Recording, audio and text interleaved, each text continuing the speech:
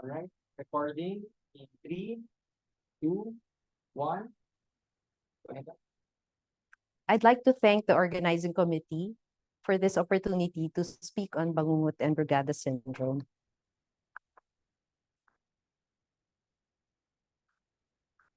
Bangungut derives from the root words bangun and ungol. In the medical literature, it is referred to as sudden unexplained death syndrome, SUDS or SUDS.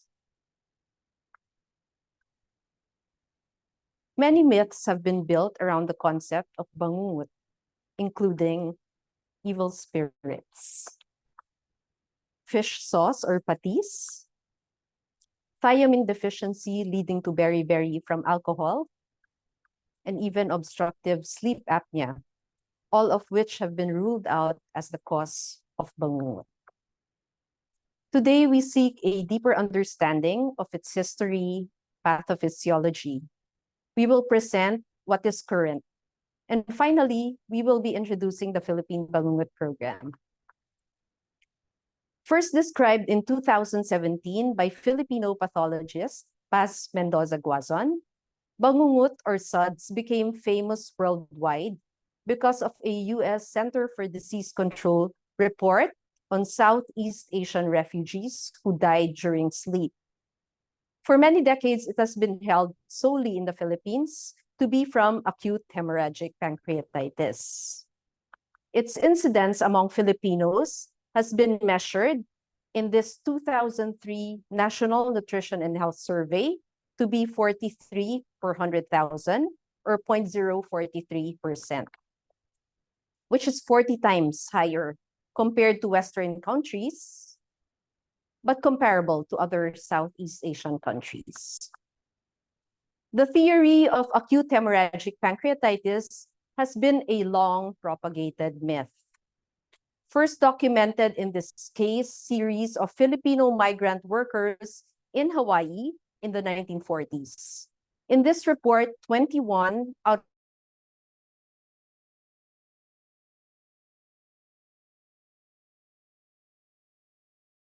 myth became sealed in the national consciousness because of the epidemiologic report by Munger and Button of 70% incidence of acute hemorrhagic pancreatitis found or documented in death certificates of SUDS victims autopsied at the Manila Western Police District. Our group, however, has found in this case control study of Bangungut victims that acute hemorrhagic pancreatitis is not the cause of bangungut. We enrolled previously healthy victims, 18 to 50 years of age, presenting with bangungut and autopsied at the Philippine National Police Crime Laboratory, and compared their autopsies versus age and gender-matched healthy controls. Gross autopsies were performed in the crime laboratory, whereas the histopathologic study was done at the UP College of Medicine Department of Pathology. Concurrence between two blinded pathologists was required. In all, 24 bangungut autopsies and 24 healthy controls were finally included in the study. Both groups did not differ in terms of the baseline characteristics. The average age was in the 30s, 90% were male, and 16% of the Bangungut group had a positive family history. The key finding was that 70% of autopsies in the Bangungut group were normal. There was no significant difference in the autopsies between bangungut versus healthy controls. More importantly, using only gross pathology, which is usually what is performed in the crime laboratory, there seemed to be significantly more findings of hemorrhages in the bangungut group with a p-value of 0.0045. However, turning to histopathology, this difference was no longer appreciable with a non-significant p-value. In other words, acute hemorrhagic pancreatitis is not the finding associated with bangungot. What we know so far about bangungot is that it affects young, healthy males, commonly presenting with either sudden unexplained death, syncope, or seizure. Around a third can be familial. Fever and some medications may accentuate its appearance. It occurs in 43 per 100,000 of Filipinos, and a peculiar ECG pattern called the Brugada type 1 ECG pattern is perhaps the most useful marker. However, this pattern may wax and wane, presenting some challenge in terms of documenting it. Now let's turn to Brugada syndrome among Filipinos. This Brugada syndrome is a syndrome described by three Spanish brothers, Joseph, Ramon, and Pedro, and consists of symptoms suggestive of ventricular arrhythmias or sudden death, such as sudden death itself, syncope, seizure, unexplained accidents, etc., and a characteristic ECG pattern. This is with a J-point elevation of 2 millimeters and a convex type ST elevation, which we call the Brugada type 1 ECG pattern.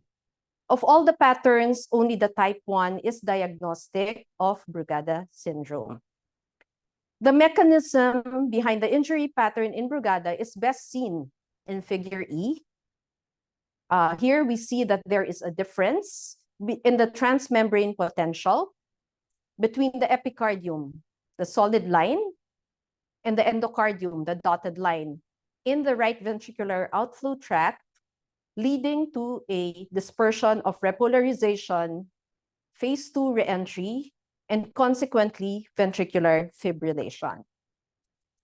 Our group has found that among 3,907 Filipinos from the general population in the NHES study, the type 1 Brugada ECG pattern was found in 0.2% of Filipinos, 90% of who are males.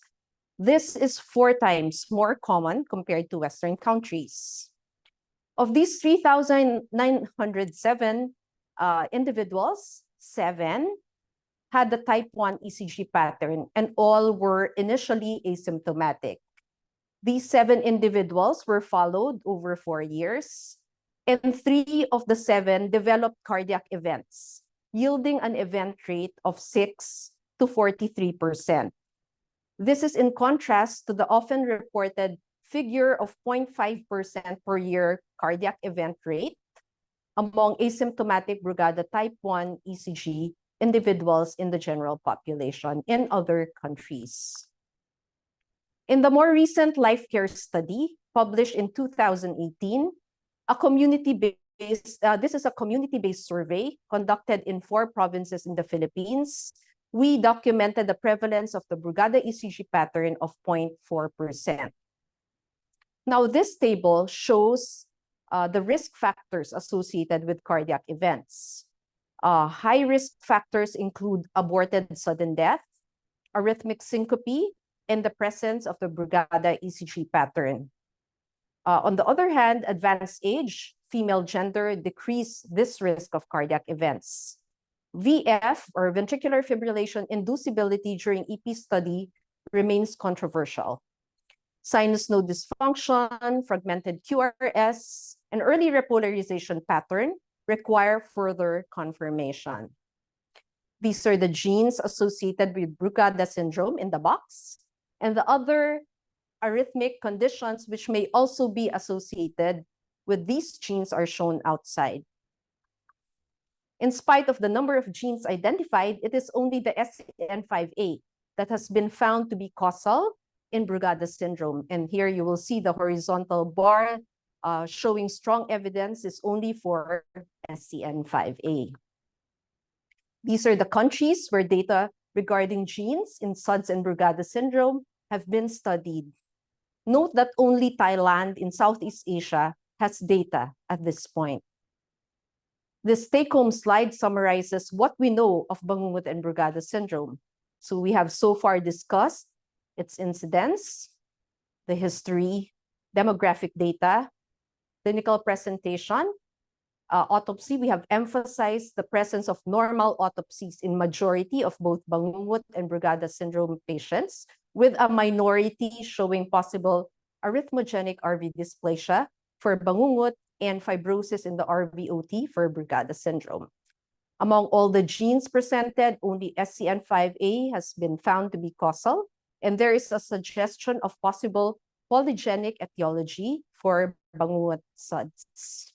Now, implantable cardioverter defibrillator, or ICD, remains the only proven therapy for viable survivors or symptomatic Brugada syndrome. As a final objective, we are introducing the Philippine Bangungut Program. Shown here are investigators from the different agencies. So we have representatives from the University of the Philippines, College of Medicine, the Philippine National Police, the National Institute of Health, the Philippine Genome Center, the Philippine Heart Center, the Department of Health, among several institutions. Shown on screen are our study personnel. The program objectives are shown. The research arms are the two projects. So we have the Philippine Brugada Project and the Philippine Bangungut Project. But aside from the research, it also aims to form a multi-agency network, which we have already done, provide diagnostic and therapeutic support, including genetic counseling for families affected, formulation of clinical practice guidelines, which hopefully will pave the way for PhilHealth packages for the implantable cardioverter defibrillator, as well as diagnostics, to make targeted testing more available so that it is now in the future will be available for clinical use, and inclusion of the data in the rare disease database as mandated by our Republic Act. Now, the two research arms aim to identify the pattern of inheritance and the genetic mutations associated with Brugada and Bangungut among Filipinos. The methods are shown. So there's a phase 1, which is whole exome sequencing, during which phase the cases will be enrolled in trios. Each trio consists of an index case and both parents. There will be a phase 2. The phase 2 is targeted sequencing, during which solo Brugada index cases will be enrolled for targeted sequencing. Pre-genetic counseling will be performed, as well as pedigree construction. Genetic analysis will utilize 10 ml of blood drawn from the trios. Finally, post-genetic counseling will be performed at the PGH SUDS clinic or SUDS command center, after which a possible referral for ICD implantation will be offered for those that are candidates for this therapy. The highlighted outputs of the program are shown on screen, which include the adjudicated list of genes, the creation of the multi-agency network, the development of the clinical practice guidelines, public education, and the potential return to the workforce of patients who are hopefully diagnosed and treated promptly. So I'd like to end with this final slide, a quote from Dr. Seuss. "Sometimes you will never know the true value of a moment until it becomes a memory." And it is on this hopeful note that I would like to end this presentation on Bangungut and Brugada syndrome on Filipinos. Thank you very much for your kind attention.